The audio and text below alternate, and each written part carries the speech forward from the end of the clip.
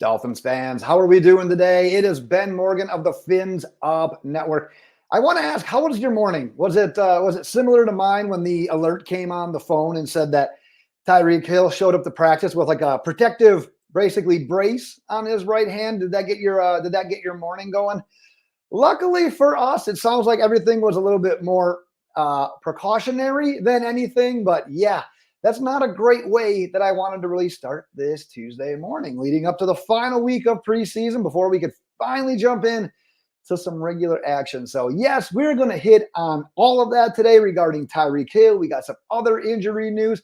Got a couple of nuggets I want to throw in. There was a training camp practice today, albeit a short one. So we've got a light report there. We got a couple other nuggets that we're going to be able to throw in along the way. And if you haven't been seeing me recently, if you're a loyal viewer, my apologies for that. I haven't been able to do a video over the last couple of days, which means that I missed being able to talk about the Tua Tagovailoa and Brian Flores news from Monday. So I'm going to briefly touch on that. I'll probably rant a little bit, but I'll try to keep myself in check a little bit with that. We will jump into all of that from a second, but I want to hear from you on that topic. So your thoughts on what Tua Tagovailoa had to say about the difference between Brian Flores and Mike McDaniel. Go ahead and drop those in the comments. But let's start with today's big news.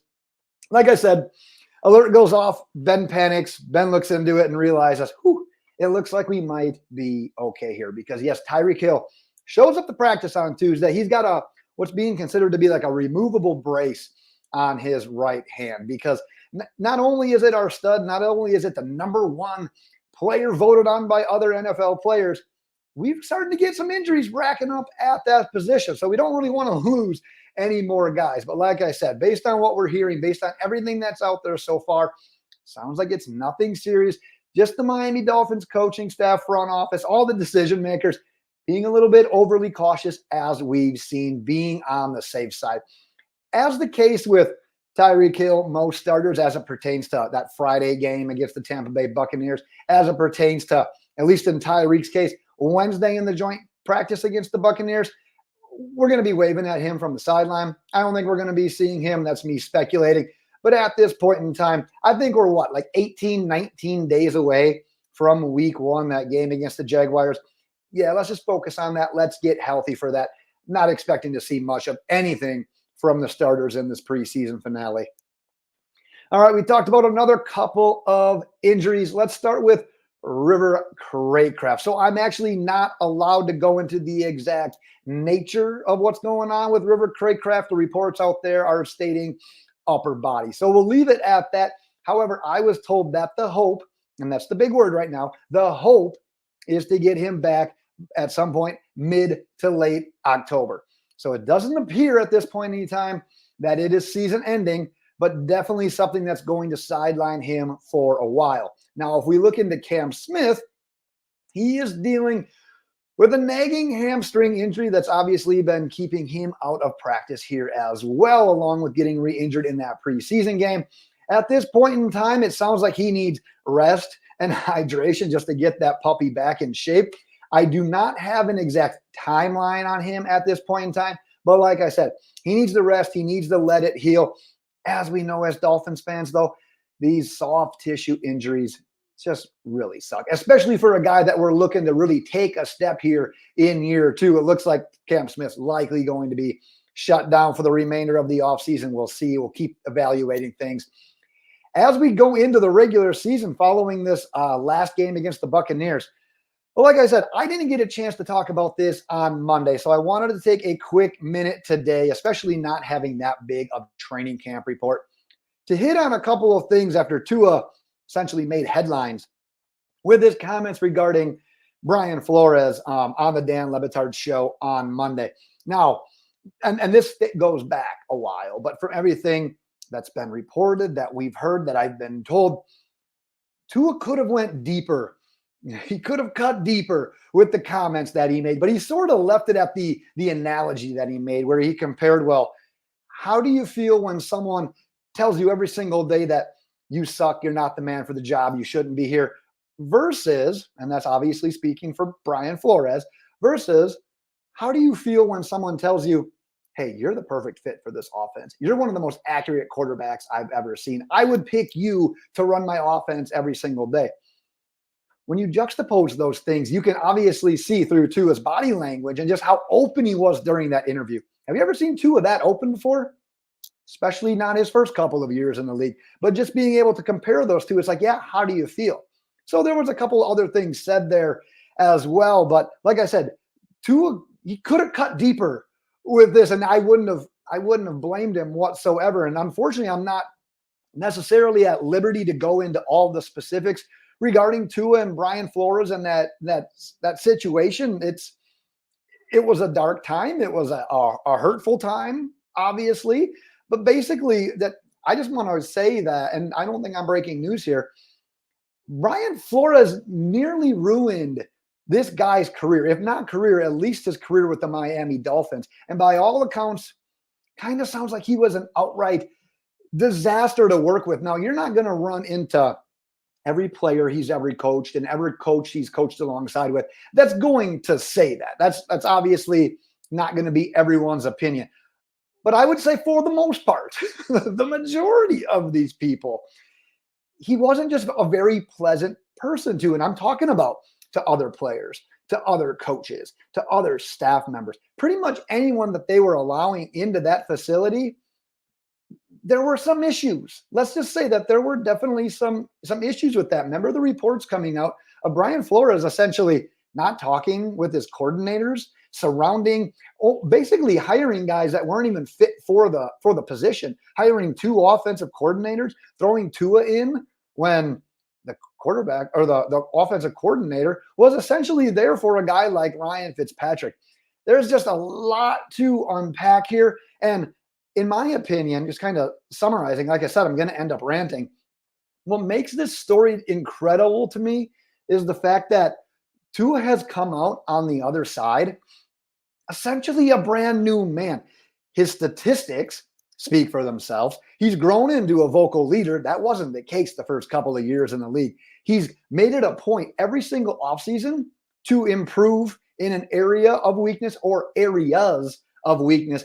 And the craziest thing of all of it, and this makes me so happy, is the fact that he is still the quarterback for the Miami Dolphins. Because like I said, look at all the stuff this guy went through. Brian Flores, there's going to be differing opinions out there, but in my opinion, and be hard to sway me another way, Brian Flores essentially tried to sabotage this guy's career. And looking beyond just the Flores situation, because that runs deep. Like I said, that's a very deep issue. Think about the other stuff. Stephen Ross, he gets in trouble for tampering with Tom Brady, another quarterback, basically saying, you know what, if you're available, we'll kick this other guy to the curb. Tom Brady's involved. You got all of the Deshaun Watson rumors, which for me kind of climax, there's a joke in there. Basically to the point where like when it became so often and the mutual interest in Deshaun being interested in Miami, Flores having interest in Deshaun Watson, it was like, how do you overcome this? How do you mend that relationship? How do you not burn that bridge? He overcame that as well. He overcame a season that was a good season by all accounts, but plagued by concussions and people telling him that he should retire, people in the media, family members, people that aren't even educated on the situation saying, yeah, we saw that guy on the ground. He's just laying there. He wasn't moving. He should probably retire. He got thrust into, I'm just, like I said, I'm going to end up ranting a little bit here. Year one, probably shouldn't have played. Thrust into action after a pretty major, crazy hip injury, hip surgery. Like I said, I could go on and on about all the stuff this guy overcame, but my biggest point is I think it's crazy that Tua Tagovailoa remains with the Miami Dolphins, and not only just with them, it's to the point where I think he's thriving and he can be his true self now that he's got that assurance with Mike McDaniel. He has the new contract. Tua was such a guarded person his first couple of years in Miami. That wasn't Alabama Tua. I mean, you saw Alabama Tua when he was with Nick Saban, another coach. That coaches hard, by the way, kind of dispels the belief that, oh, Tua can't take hard coaching. Kind of dispels that a little bit when Nick Saban was your college coach and Tua's dad, who by all means, it's still your dad. But at the end of the day, a guy that wants a lot from his family and his son and held him to a very high standard. So I kind of debunk that as well.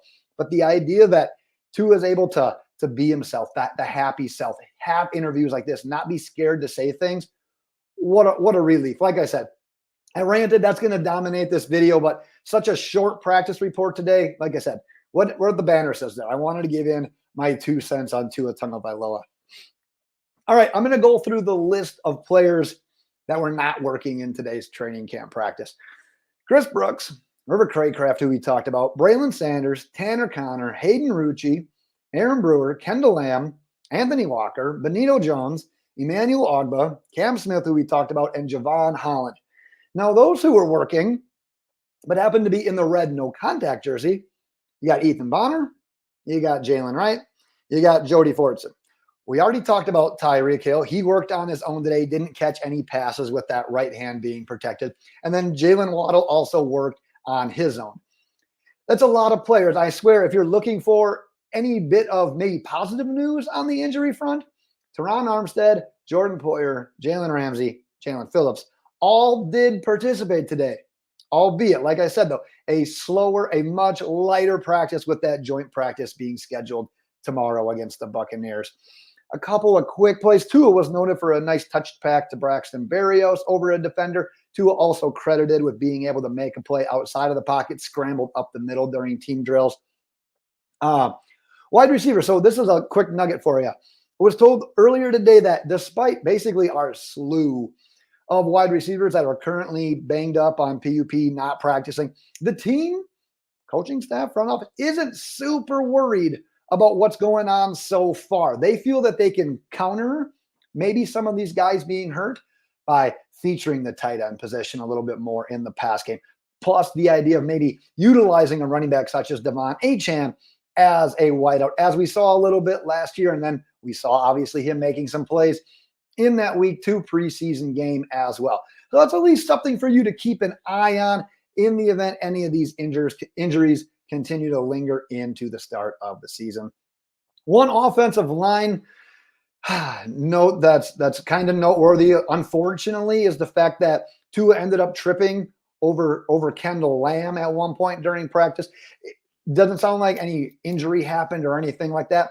Obviously not ideal, though, and unfortunate, because this is kind of a thing right now with Kendall Lamb. If you remember back to last year, I think it was the game against the Bills. He either stumbled into Terron Armstead or Robert Hunt, but regardless, was kind of to blame for their injury as well. We've seen him this preseason end up on the ground, not being able to stay upright. And that's such a big thing for offensive linemen, because the last thing you want is a big pile of people, those big body people getting their legs rolled up on. So yeah, that's one thing with Liam Eichenberg. I've said it in the comments a couple of times now. We don't need Liam Eichenberg to play at an all-pro level on every single snap of the game. But what we need is for him to avoid these disastrous plays, whether it's not being able to not move the chains, whether it's forced, it ends up resulting in a turnover. God forbid it ends in an injury. That's the kind of stuff that we need to really shelf, because it looks like we're going to end up probably relying on a guy like him moving forward here. Defensively, Zach Sealer, Isaiah Mack, Brandon Peely, all noted for creating some nice pressures today up the middle. And I know it's only preseason, and I'm going to add a qualifier to the stat that I'm about to give. But if you take away quarterbacks' rushing yards in the first 2 preseason games that we played, the Miami Dolphins defense have only allowed 110 rushing yards to actual running backs. So we wondered how the defensive line is going to step up without Christian Wilkins, without Raekwon Davis. Well, like I said, it's only preseason. I'm adding a qualifier. But at the end of the day, 110 rushing yards through 2 games, the amount of points that we've given up through 2 games, not so bad. Like I said, a lot of qualifiers, and it is only preseason. I did get an internal note about Chop Robinson as well. Was told he's been just causing so much chaos on his side of the line of scrimmage that he's causing offensive players basically to reroute their runs and directing them into our defensive linemen and getting all those tackles and stops in the run game.